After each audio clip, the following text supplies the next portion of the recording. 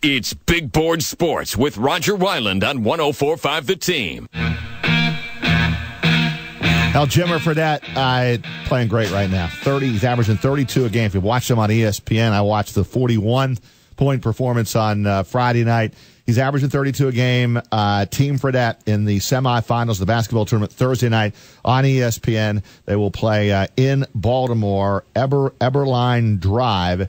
A good team. They've got former NBA players on their roster, and this basketball has been really exceptional in terms of the talent and the skill level. And you'll see more of it on Thursday, and then the winner will play in the championship on Friday. And Dan Dakich, ESPN basketball analyst, will be on the call of that game, and anxious to hear what Dan has to say about Jimmer. And I will ask him, and we're getting him set right now, but I will ask him about the NBA and will Jimmer ever get another shot to play in the NBA?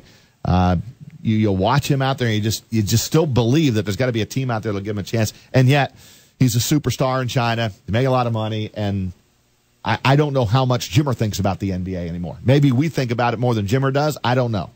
I'm sure he thinks about it. It would be difficult not to think about it, especially now not only playing back in the States this summer, but excelling as well. I mean, he's the best player on the floor in every single game that Team Fredette has played this year. Now, I know you're going to tell me, okay, it's not up against NBA talent. I hear all that, but he doesn't have to play 40 minutes a night in the NBA.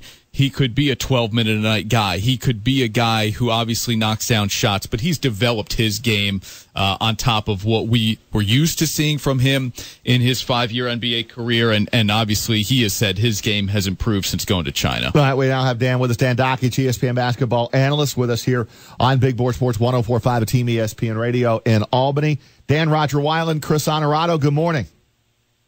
Hey, fellas, how are you? How you doing, man? Everything good? Everything is spectacular.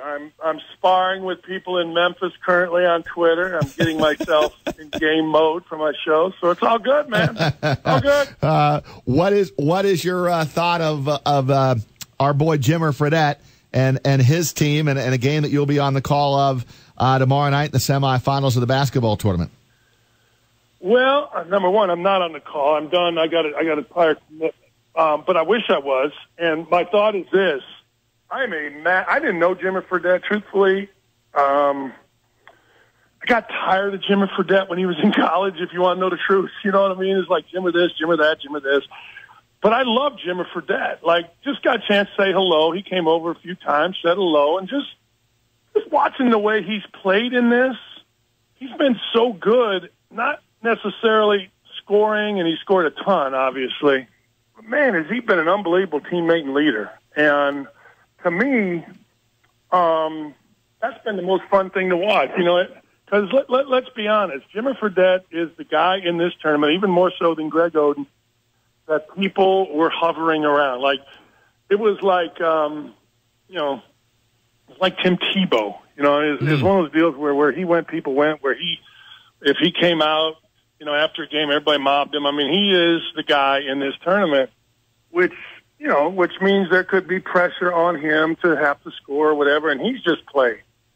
He has absolutely just played, and you know what? He's led, he's assisted, he's let the game come to him, and that's why they're there. They're a really good team, and they're really good. And I was surprised they beat Ohio State like they did, but it really is because not necessarily him getting 30 all the time, but it's because of how he's led. I think he's been fantastic. Do you think he'll get another shot in the NBA, and what is it about Jimmer that he can't I would wonder. I'm sorry. Go ahead. No, we always talk about Jimmer and maybe getting another chance to play in the NBA and why he hasn't been able to make it in the NBA. Is there a reason in your opinion? After watching him,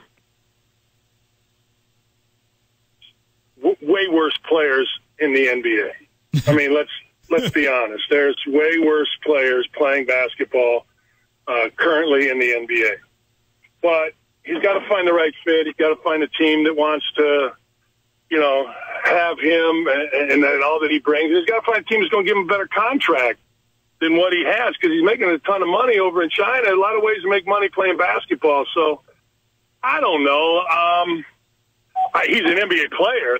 Don't get me wrong. He's 100%. He's an NBA player, and there are far worse players playing in the NBA. But I'm sure he wants to because the NBA is a lifestyle. But he's got a pretty good situation, and I think it would take a hell of a deal to get him to play. Dan Dakich with us, ESPN basketball analyst, got his own talk show as well, of course. Check him out on Twitter if you aren't already. There are always some great, as you said, Dan, sparring back and forth a little bit with listeners and fans. How do you see Team Fredette matching up the rest of the way here? Obviously, the other side of the bracket is Overseas Elite, which has never lost a game since they entered this tournament. And then you've got the Marquette squad that made countless threes in their quarterfinal game. And then first and foremost, Eberline Drive, which has former NBA players on its roster. Eberline Drive is the most talented team. Eberline Drive, if James Michael McAdoo plays, they are by far the most talented team. There is not a second most talented team. I mean, they've got athletes all over the place. They got NBA guys. They got a really good team. I think it'll be a very difficult game for Jimmer and Team Fredette. I do. But having said that, I think that if they play the way they played the other day against Ohio State, this will be an Elam ending kind of a game. You know what I mean? Where, all right, let's go. You know, it's a pick 'em, next bucket wins kind of thing. Look, Eberline Drive is really good. I mean, look, they're like they have NBA guys that don't care about scoring, which is weird. You know, like this kid Lou Amundsen can't score score more than me, but man, is he in the right place defensively? Man, he moves the ball, he rebounds, he tips the ball out, he plays hard, he's a great teammate. That's the kind of team they have. And then Jerome Randall's been, along with Jimmer, the star of the tournament. I think it'll be a good game. I think it'll go down to the end. But I do think this. I do think that the kid Jordan Crawford, who's Jimmer's backcourt mate, kid from Bowling Green, little kid's going to have to play great against Randall. Going to have to play great. And this might be a game where Jimmer has to hit 8 to 10 threes to win it. Our guy EJ Gallup, Dan, who I know you know, and you had some time to That's my guy. Yeah, sit down and talk with. We had him in studio yesterday, and you know, but you don't need me to extend an invite to something like this. But he said if Team Fredette wins this thing, he's going to host his own little party back here in the Capital Region of New York. So, you know, I would only think it'd be right if you were there. Are we popping bottles and velvet ropes? I'm in, baby. I'm in. Let's get some bottle service going. Let's get Draymond to fight Tristan Thompson, and let's have a party. Hey, look, if you win this tournament, now I don't know what EJ's cut is, but it beats the hell out of any summer job he has on the radio. You know what I mean? He should be hosting a party.